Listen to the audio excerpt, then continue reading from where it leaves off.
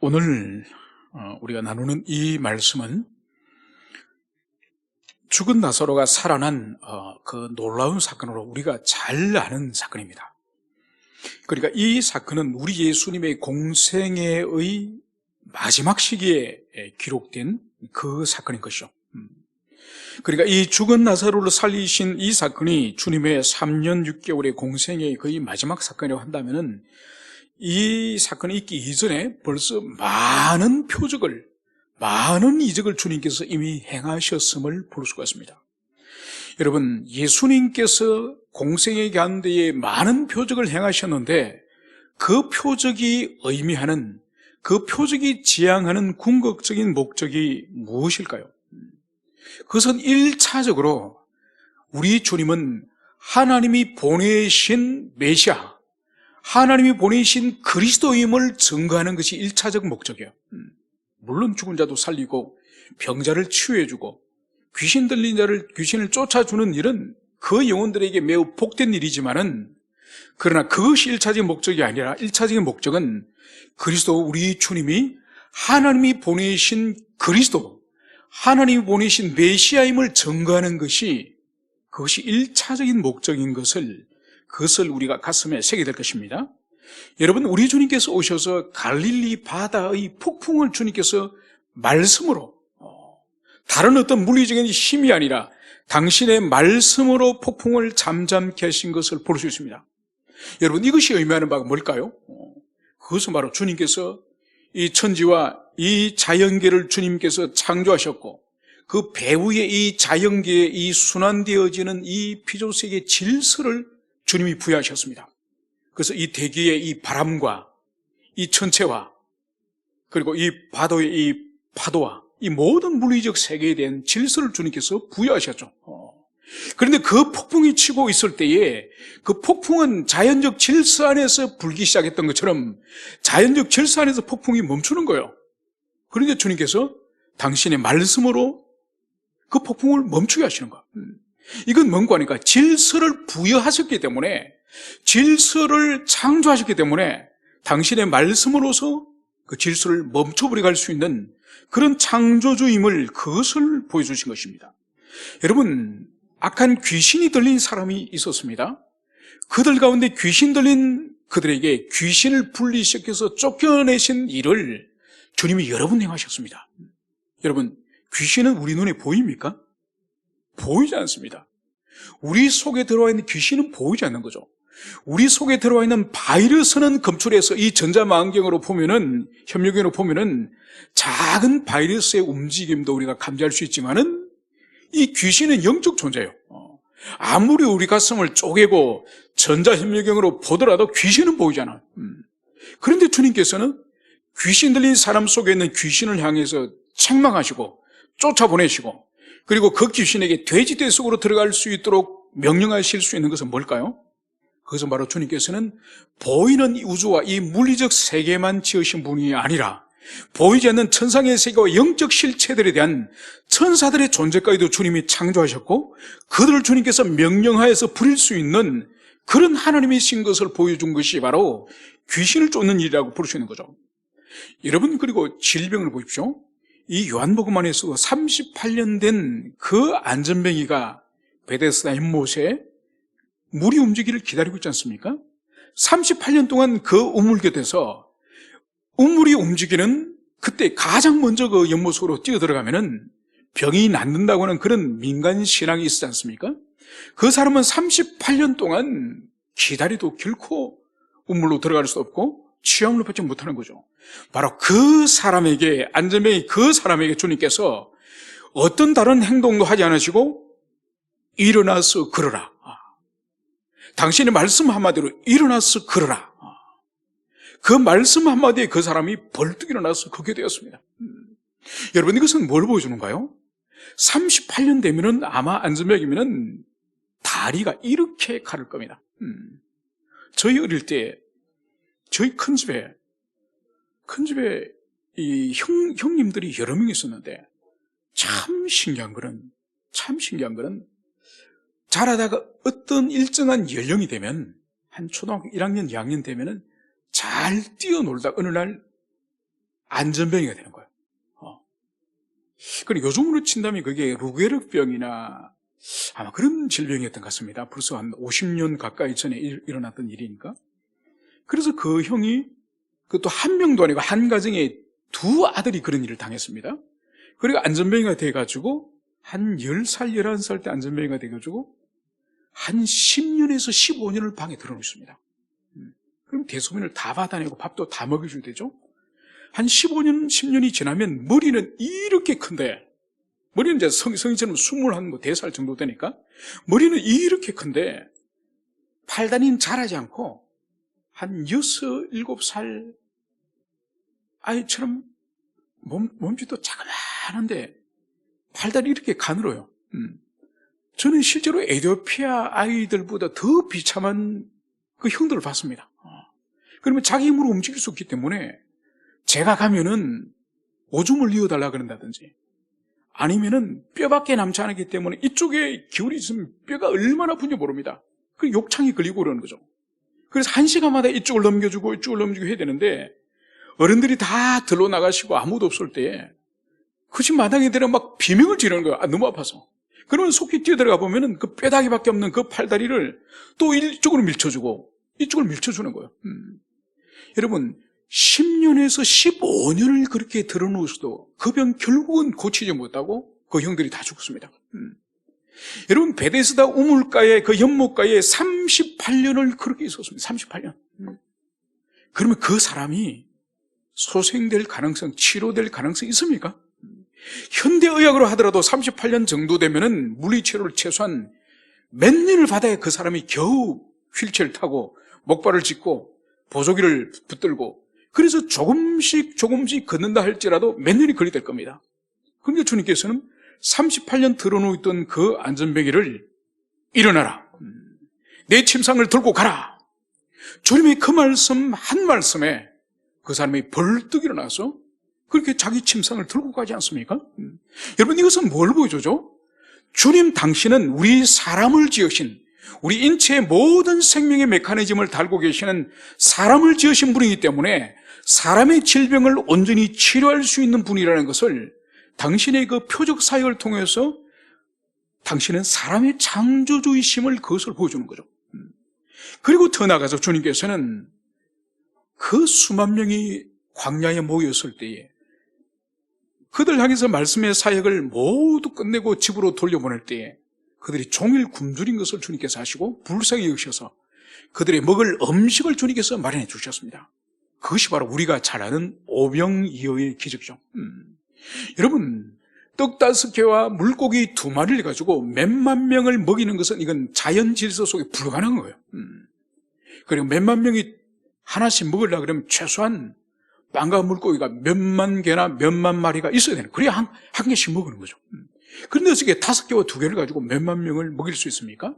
여러분 이것은 일반적으로 이 자연 세계의 질서를 지배하는 이 질량 보존의 법칙. 1kg는 1000mg이고 1000mg은 1kg고 이 물질은 형태는 달라질 수 있지만은 이 존재 자체가 늘어날 수 없고 줄어들 수 없는 거예요. 이 우주 안에 이 물질의 이 질서예요. 그런데 이 빵 5개와 물고기 2마리가 수만 개가 되고 수만 마리가 될 수 있는 거죠. 여러분 이것은 오직 창조주 하나님, 무로부터 유를 창세기 1장에서 만물을 지으신 그분의 창조의 능력이 아니고는 절대로 불가능한 거죠. 그래서 이 오병이의 이 기적은 이 물리적 우주 세계의 당신은 창조주이심을, 창세기 1장에 그 창조주 하나님이 이 땅에 사람으로 오셨음을 보여주는 그 사건이 바로 이 오병이어라는 것을 볼 수 있는 거죠. 여러분 이제 이 마리아와 마리다의 오빠 되는 이 나사로를 살리기 전에 주님이 이미 2 사람을 먼저 살리셨습니다. 바로 그 사람이 누굴까요? 바로 회당장 야이로의 딸이 죽었고 그리고 나인성 과부의 아들이 죽었습니다. 여러분 이 사건은 오늘 이 나사로 사건과 조금 다릅니다. 바로 죽은 회당장의 딸은 죽기 직전에 이 사람들이 우리 주님을 찾아왔거든요. 지금 죽게 되었으니 빨리 갑시다. 그러고 나서 죽고 나서 직후에 주님이 살리냅니다. 그리고 나인성 과부의 아들 같은 경우에도 상의를 메고 이 상의를 메고 갈 때에 붙들고 주님께 살립니다. 히브리인들은 죽는 당일날 장례를 치르거든요. 그러면 그 나인성 과부 아들도 죽은 지가 얼마 되지 않습니다. 그러니까 이 두 사람은 죽은 당일날 주님께서 살려내신 일이에요. 그러나 이 나사로는 다릅니다. 이미 죽은 지 4일이 지나고 장례를 치는 지 4일이나 지나서 이미 썩어서 냄새가 나는 송장이 되어버린, 그래서 몸이 완전히 이제 미생물에 의해서 점령되어지고 해체되고 있는, 흙으로 돌아가고 있는 그 상태에 있는 나사로에 관한 이 사건인 것을 우리가 이것을 오늘 이해를 하고 온 본문을 보고자 합니다. 오늘 마리아는 이제 집에서 있다가 우리 예수님께로 달려가서 주님 발 앞에 엎드려서 오늘 이런 말을 합니다. 주께서 여기 계셨더라면 내 오라비가 죽지 아니하겠나이다. 여러분, 예수님은 지금 이 마리아의 집에 가지 않았습니다. 마리아가 사는 이 베다니 동네 입구에 지금 서 계시는 거예요. 바로 여기에 먼저 언니 마르다가 달려나와서 오늘 마리아가 한 이 말을 똑같이 합니다. 그러니까 주님께 벌써 며칠 전에 사람을 보내서 오라비가 큰 병에 들게 되었으니 속히 우리 집으로 오십시오. 이렇게 주님께 사람을 전가를 보내지 않았습니까? 그 주님이 안 가신 거예요. 안 가실 뿐만 아니라 주님의 말씀이 뭐였죠? 그 병은 죽을 병이 아니라, 지금 그 집안에서는 이 지금 나사로가 죽는다고 그렇게 지금 긴장하고 있는데 우리 주님께서 하시는 말씀은 이 병은 죽을 병이 아니라, 그럼 죽을 병이 아니고 도대체 뭐란 말입니까? 예수님은 더 나아가서 이런 말씀하시는 거죠. 하나님께 영광을 돌릴 것이고, 그리고 하나님의 아들 우리 주님 말하겠죠. 우리 주님이 이 일로 영광을 받으실 일이다. 이 말씀을 우리 주님이 하시는 거예요. 그러고 나서 이 나사로가 완전히 죽고 나서, 그리고 죽고 나서 4일이 지나서 그 시신이 썩어서 냄새가 나기까지, 이때까지 주님께서 기다리신 것을 볼 수 있습니다. 바로 여기에 대해서 오늘 이 마르다와 마리아가 주님을 향해서 항의조로 지금 하는 말이 바로 주님이 우리 집에 속히 오셔서 여기 계셨더라고 한다면은 오빠가 죽지 않았을 것입니다. 여러분, 여기서 볼 수 있는 것이 뭔가요? 바로 이 자매들의 주님을 향한 원망의 마음을 여기서 볼 수가 있는 거죠. 여러분, 우리 인생에서도 마찬가지입니다. 우리 인생에서도 주님께 많은 기도를 일평생 하지 않습니까? 그 기도 가운데 주님께서 원하는 대로, 우리가 원하는 대로 항상 응답해 주시던가요? 여러분, 그런 일은 훨씬 적습니다. 우리가 A를 원할 때 주님이 A를 주시는 것은 훨씬 적습니다. 오히려 주님은 B의 응답을 하시든지 C로 응답하실 때가 많다는 거죠. 바로 마리아와 마르다가 주님께서 여기 계셨더라면 내 오라비가 죽지 않았을 것입니다. 이 말을 하는 것은 우리가 A라고 원했는데 왜 주님 A를 주시지 않습니까? 이 항변의 말이 있는 것이죠. 바로 여기에 대해서 우리 주님의 반응이 오늘 33절입니다. 예수께서 그가 우는 것과 또 함께 온 유대인들이 우는 것을 보시고 심령에 비통히 여기시고 불쌍히 여기사, 이제 주님께서는 이 자매들이 오레비가 이제 죽었으니 얼마나 슬프게 울겠습니까? 그러니까 아무래도 이 오레비는 나이가 그렇게 많은 나이가 아니라 비슷한 또래이지 않겠습니까? 그죠? 이 남매들이. 그런데 이 남매들에게 있어서 부모 이야기는 없는 것을 볼 때에 이 세 남매가 아마 의지하면서 살다가 이 오라비가 먼저 죽었을 가능성이 높습니다. 그래서 그 가정에 이제 남자가 죽었기 때문에 이 두 자매에게는 얼마나 큰 비통함이 되겠습니까? 오늘날의 그 남자와 이 시대의 남자는 전혀 다른 것이죠. 한 가정이 가장이고 그 가정을 대표하는 그런 이 나사로가 죽었으니 이들은 심히 슬퍼서 통곡을 했을 것입니다. 바로 이 모습을 주님께서 보시고 오늘 주님께서 심령에 비통히 여기시고 불쌍히 여기사, 오늘 사도 요한은 우리 주님의 이 내면의 이 정서에 대해서 두 단어를 사용합니다. 심령의 비통함, 그리고 불쌍히 여기심. 여러분, 불쌍히 여기는 것은 우리가 쉽게 이해를 할 수 있습니다만 이 비통히 여긴다는 이 의미를 우리가 잘 이해를 해야 됩니다. 이 비통히 여긴다는 이 의미는 첫 번째로는 원통하다는 의미와 함께 또 하나의 의미는 분노의 의미를 가지고 있습니다. 그러면 도대체 이 나사로가 죽고 이 죽음에 대해서 슬퍼하는 이 사람들의 통곡을 보면서 주님께서 이 원통하고 분노한다는 뜻이 도대체 뭘까요? 이것은 이런 의미를 가지고 있는 거죠. 태초에 하나님께서 사람을 지으시고 그 사람이 이제 하나님과 친밀한 관계 속에서 하나님을 사랑하고 또 하나님의 사랑을 입고, 그래서 그분이 원하는 인생의 길을 걸어가는 것이 아버지 하나님의 그 뜻이 아니겠습니까? 그래서 아버지로서 당신의 피조물이자 당신의 자녀인 인생들이 바른 길을 걸어가는 것이 아버지의 한없는 기쁨이자 한없는 마음의 소망이죠.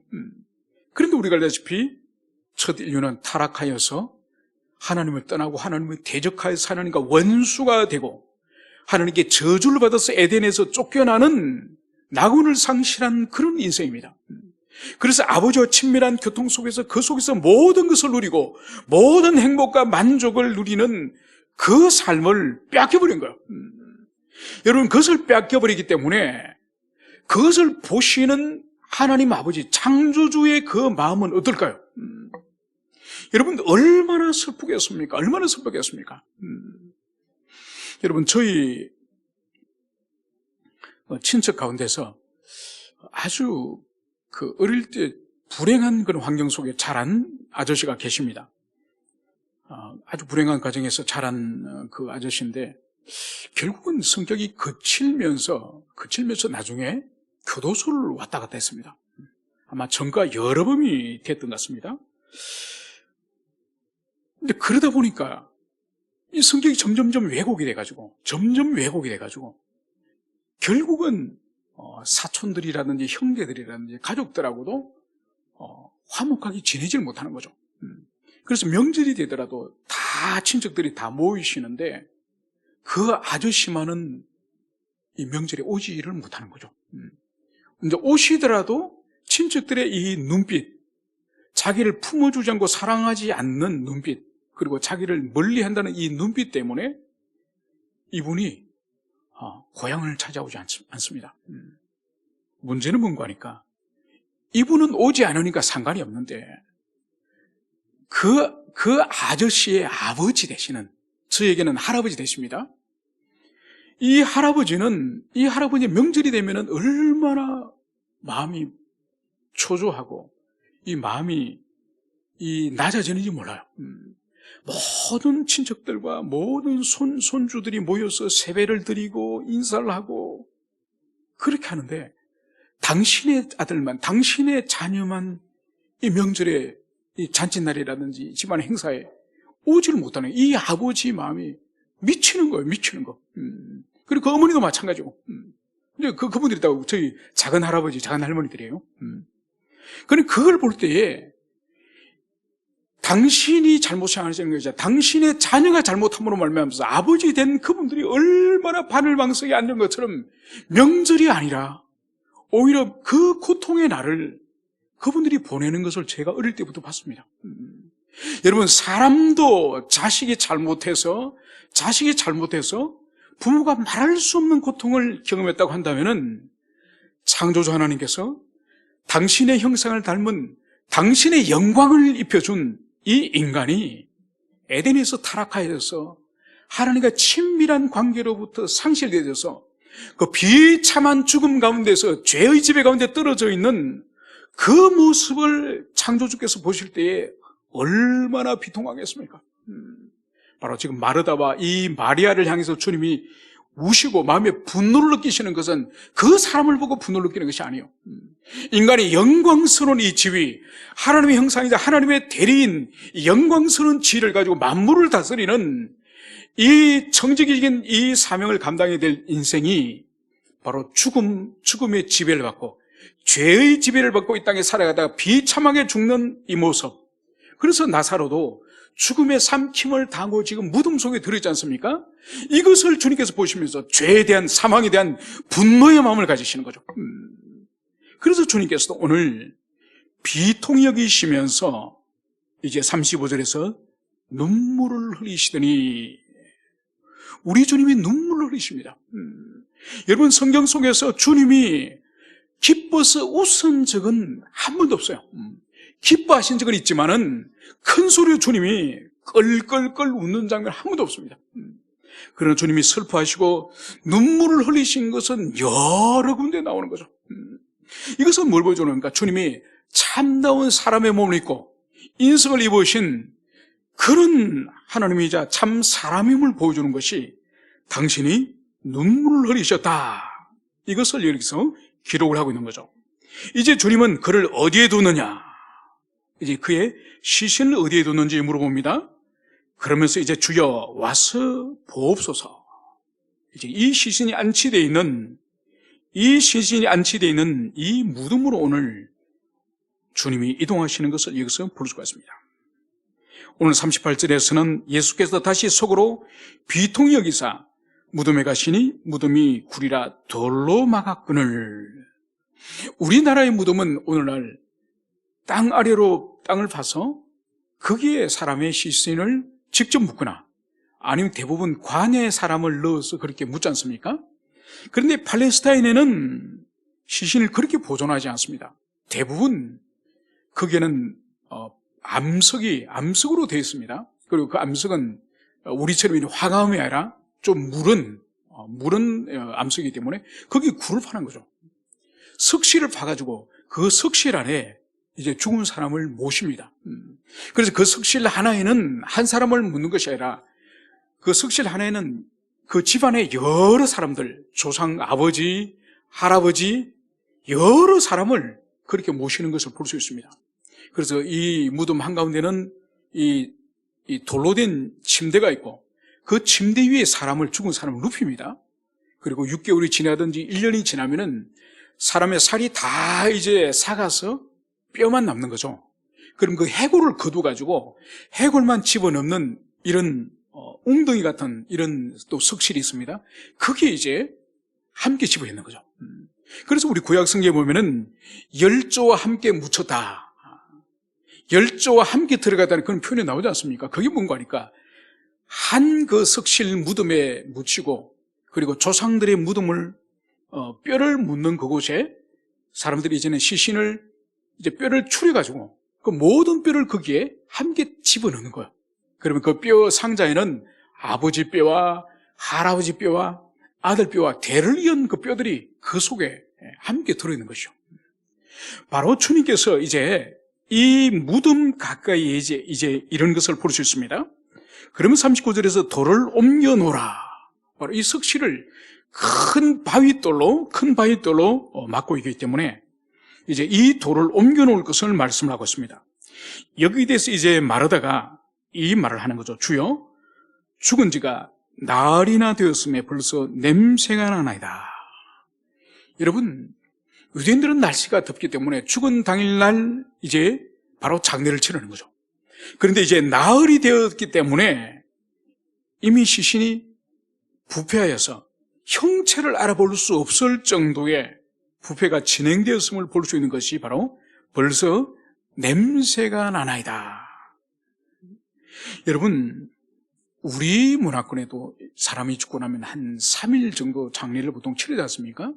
이것은 육체를 떠난 영혼이 한 3일 안에 다시 돌아올 수 있다고 하는 이런 민간 신앙의 그런 기인하는 거예요. 그처럼 히브리인들도, 이 유대인들도 육체로부터 떠난 영혼이 이 3일 동안은 육체 주위를 맴돈다고 하는 그런 전성이 있습니다. 그래서 3일 안에는 다시 소생할 가능성이 있다고 보는 거죠. 그런데 예수님이 3일 안에 4일이 지나서 오신 이유, 그것은 바로 시체가 이제는 완전히 썩었고 그리고 영혼이 다시는 돌아올 수 없는 지경을 넘어버린 그 상태를 여기서 보여주는 거죠.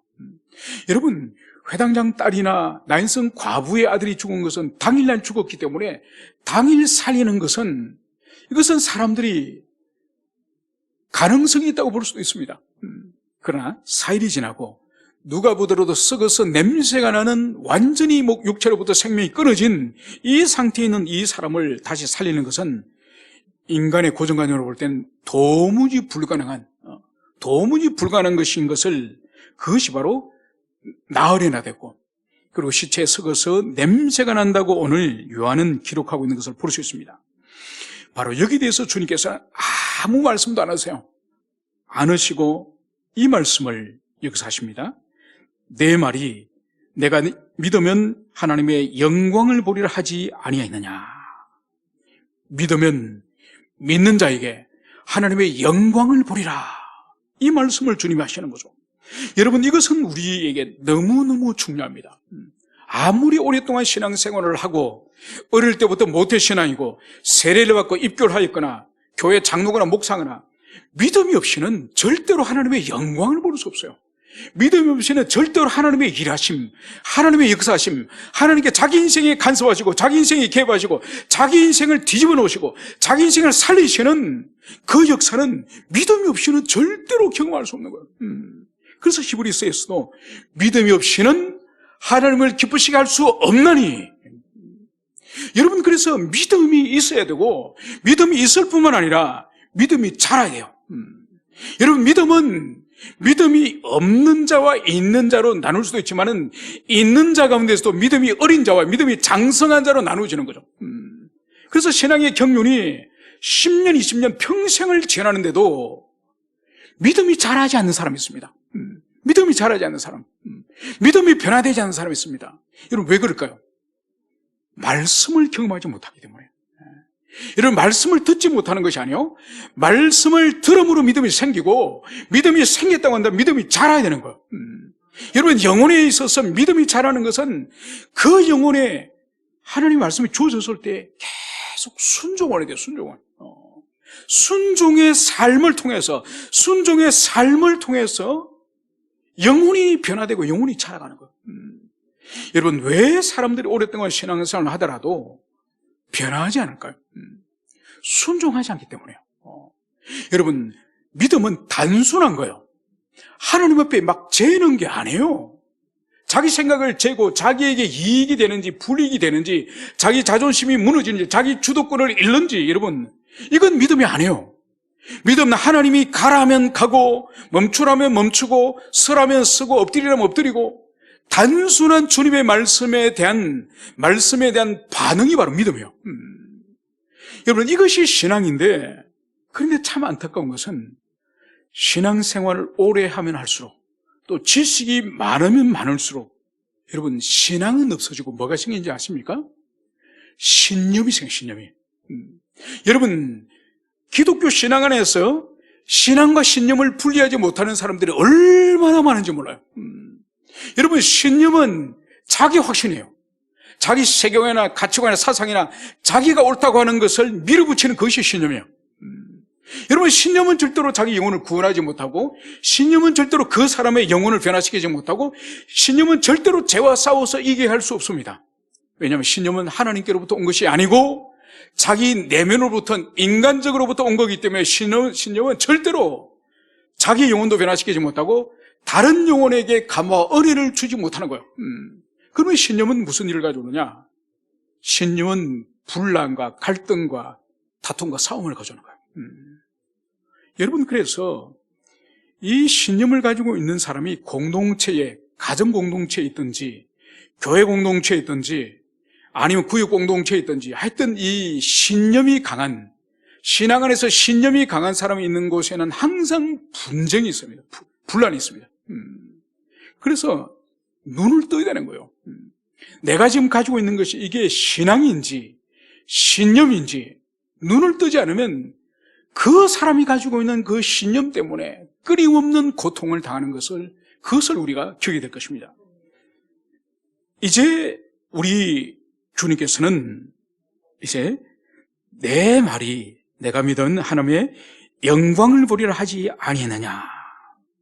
당신의 말씀을 믿는 것을, 주님의 말씀을 믿는 것이 바로 영광을 경험하는 것임을 말씀하면서 주님께서는 이제 돌을 옮겨놓은 이후에 이제 주님께서는 눈을 들어 우러러 보시고 기도하시기를 시작하십니다. 이제 주님의 기도가 무엇인가요? 바로 오늘 41절에서는 아버지여 내 말을 들으신 것을 감사하나이다. 오늘 주님께서는 당신의 기도, 당신의 간구를 아버지께서 들으신 것에 대해서 감사하고 있습니다. 오늘 주님께서는 나사로를 아직 살리지도 않았어요. 나사로가 이제 밖으로 걸어 나오지도 않았고 살아났다는 증거도 없음에도 불구하고 오늘 주님의 기도의 첫 번째 제목은 감사의 기도를 여기서 하고 있는 겁니다. 그 감사의 내용은 당신의 말을 들으신 아버지, 이것을 감사하고 있는 것이죠. 그러면서 오늘 42절에서는 항상 내 말을 들으시는 줄을 내가 알았나이다. 그러나 이 말씀을 하옵는 것은 둘러선 무리를 위함이니 곧 아버지께서 나를 보내신 것을 그들로 믿게 하려 함이라. 여러분, 주님은 항상 아버지께서 당신의 말을 듣는 분이심을 그것을 여기서 고백하고 있습니다. 여러분, 주님께서 제자들에게 너희들이 모르는 내 양식이 있다 말씀하지 않으셨습니까? 그 양식이 뭐라고 말씀하셨습니까? 아버지의 말씀을 행하는 것, 아버지의 뜻을 온전히 이루는 것이 우리 주님의 먹고 마시는 양식이라 그러셨죠? 여러분, 그러니까 아버지께서 이 아들의 이 기도를 항상 들으시는 거예요. 여러분, 우리들에게 자녀들이 있지만은 우리들의 자녀들이 때로는 우리 말을 잘 듣지 않을 때도 있지만은 때로는 듣기도 합니다. 그래서 신신당부를 하더라도 어떤 결정적인 일을 할 때에 딱 자기 마음대로 하고 불순종하여서 큰 일을 낭패를 경험하는 그런 일들이 있습니다. 그때는 참 마음이 아프죠, 그죠? 신신당부를 절대로 그렇게 하지 말고 신신당부를 했는데 딱 결정적인 일에 있어서 딱 부모를 순종하지 않습니다. 그때는 마음이 엄청 상하죠. 도대체 이 부모된 이 존재감이 전혀 없는 거죠. 내가 정말 이러려고 평생을 이 자식을 키웠나, 이런 자괴감이 들 정도로 그런 비통함을 경험하는 거죠. 오늘 주님께서는 항상 내 말을 들으시는 것은 바로 주님께서 항상 아버지의 말씀과 아버지의 뜻을 이루는, 거기에 주님께서는 먹고 마시는 양식처럼 여겼다는 것을 우리 이미 알고 있습니다. 여러분, 그래서 이 땅에서 하나님의 사랑을 가장 많이 경험하는 일은 다른 것이 아니에요. 하나님 말씀에 순종하는 거예요. 뭘 많은 것을 주님께 갖다 바치고 뭔 큰 일을 하고, 여러분, 하나님은 그런 것 별로 관심 없습니다. 왜냐하면 하나님은 부족하신 분이 아니에요. 여러분, 사람은 뭔가를 부족하기 때문에 결여되어 있고 결핍되어 있지만 주님은 부족한 분이 아니에요. 그래서 주님이 가장 기뻐하시는 것은 주님이 원하시는 바에 순종하는 삶, 순종하는 삶을 살 때에 가장 주님이 기뻐하시는 거예요. 그래서 저희 어릴 때도, 저도 어릴 때 아버지 말씀에 참 잘 순종을 하지 않았습니다. 뭐 대체적으로 순종을 했지만은 순종하지 않은 부분도 많았어요. 그래서 어떤 때는 저희 형제들이 그날은 아버지 말씀을 잘 들으면 아버지가 이런 말씀을 하세요. 오늘 내 밥 안 먹어도 배부르다. 그래서 저희들이, 아버지 왜요? 너희들이 오늘 다 말을 잘 들어서, 형제끼리 싸우지 않고 말을 잘 들어서 내 오늘 밥 먹지 않아도 배가 부르다. 여러분, 하나님 아버지의 마음이, 우리 성자 그리스도 예수께서 매 순간 아버지 뜻을 헤아리고 아버지 뜻에 순종하려는 삶을 사셨기 때문에 항상 기도를 들으시고 응답하시는 아버지가 아니겠습니까? 그러면서 이제 주님께서는 바로 이 기도를 하시는 그 목적, 그것은 바로 둘러선 이 무리를 위한 것인데, 그것이 바로 무엇입니까? 아버지께서 나를 보내신 것을 그들로 하여금 믿게 하는, 바로 당신이 하나님 아버지께서 보내신 그리스도임을 믿도록 하기 위해서 지금 내가 기도하며, 그리고 앞으로 지금 일어날 이 표적의 사건 또한 이들로 하여금 내가 그리스도임을 믿게 하기 위해서 내가 아버지께 기도드립니다. 이 말씀을 여기서 하시는 거죠. 그리고 이 말씀을 이제 하시고 오늘 43절에서 큰 소리로 나사로야 나오느라. 오늘 주님께서는 나사로를 향해서 큰 큰 소리를 치는 것을 여기서 볼 수 있습니다. 여러분, 이 행동은 주님께서 일찍이 예고하셨던 사건이에요. 여러분, 5장에서, 이 요한복음 5장에서 주님은 일찍 이렇게 말씀하셨습니다. 죽은 자들이 하나님의 아들의 음성을 들을 때가 오나니 곧 이때라. 듣는 자는 살아나리라. 바로 하나님의 아들이신 그리스도 예수께서 죽은 자를 향해서 소리를 칠 때가 있다는 거예요. 부르실 때가 있다는 거예요. 그때 무덤에서 잠자는 자들이 다 일어나서 살아날 때가 있다는 것을 이미 예수님은 예고하셨습니다. 그리고 5장 28절에서도 주님께서는 무덤에 있는 자가 다 그의 음성을 들을 때가 오나니, 바로 무덤에 죽어있는, 흙으로 돌아가 있는 그 영혼들 향해서 다시 음성을 듣고 살아날 때가 있다는 것을 말씀하는 거죠. 그리고 사도 바울은 또 이 부분에 대해서 데살로니가 전서 4장 16절에서 이렇게 종말에 대해서 말씀을 하고 있습니다. 하나님의 호령과 천사장의 소리와 하나님의 나팔 소리로 친히 강림하시니 그리스도 안에서 죽은 자들이 먼저 일어나고. 이런 바울이 이 데살로니가 전서 4장에서 말씀하시는 것은 마지막 종말 그날의 주님의 재림의 장면을 지금 여기서 말씀하는 거예요. 그래서 하나님의 호령, 하나님의 음성과 천사장의 나팔 소리, 이걸 듣고 무덤에서 죽은 자들이 다 일어날 것임을 말씀하는 거예요. 그래서 오늘 예수님께서 이 5장에서 말씀하신 것과 그리고 바울이 이 데살로니가 4장에서 말씀하신 이것은 바로 짧게는 1차적으로는 무덤에서 지금 죽어있는 이 나사로의 이제 이 소생함, 이 살아남을 말하는 것이고, 궁극적으로 역사의 제일 마지막에 종말에 예수님 다시 오실 때에 하늘에서 예수님이 큰 소리로 이제 호령을 하시는 거죠. 그때 무덤에서 죽어있는 흙으로 돌아간, 화장을 하였거나 흙으로 돌아갔거나 모든 영혼들이 다시 살아날 것임을, 그것을 여기서 보여주고 있는 거죠. 그래서 예수님께서 이 나사로를 향해서 나사로야 나오라, 이 말씀을 여기서 하는 것을 볼 수 있습니다. 여러분, 여기서 우리가 주목해야 될 것은 나오느라라고 말하지 않아요. 나오라고 말하지 않고 그 앞에 누구 이름을 부릅니까? 나사로야 나오라. 왜 나사로야 나오라고 했겠습니까? 그 주변에 무덤이 많겠죠. 만약 나사로를 지명하지 않고 다 나오라, 다 나오라, 큰일이 벌어지는 거죠. 그래서 한 사람 나사로 이름을 지명하여서 나사로야 나오라, 이 말씀을 여기서 하는 것을 볼 수 있습니다. 바로 주님의 이 말씀의 이 권능이 이제 44절에서 이렇게 이루어집니다. 죽은 자가 수족을 배로 동인 채로 나오는데 그 얼굴은 수건에 사이더라. 예수께서 이르시되 풀어놓아 다리게 하라 하시니라. 여러분, 히브리인들과 이 이집트 사람의 이 장례 문화에 좀 차이가 있습니다. 이집트 문화도 사람을 배로 동이는, 이제 몸에 이 몰약이나 이 유향을 바르지 않습니까? 향품을 몸에 바르고 그리고 이제 붕대로 감지 않습니까? 그런데 이 이집트에는 하나의 차이가 있으니 뭐가 있는 건가? 배를 칼로 갈라서 내장을 다 제거하고 장기를 제거하고 나서 미라로 만들어요. 그런데 팔레스타인은 달라요. 죽은 그대로 몸에 향품을 바르고 붕대를 감아서 그렇게 시신을 보존하는 거죠. 오늘 주님께서는 이 나사로에게 이제 나오도록 했을 때에 오늘 이 죽은 자가 수족을 이 배로 동인 채로 오늘 걸어 나오는 것을 말씀을 하고 있습니다. 여러분, 놀랍지 않습니까? 이미 죽으면 사람이 감각이 다 상실되잖아요. 그죠?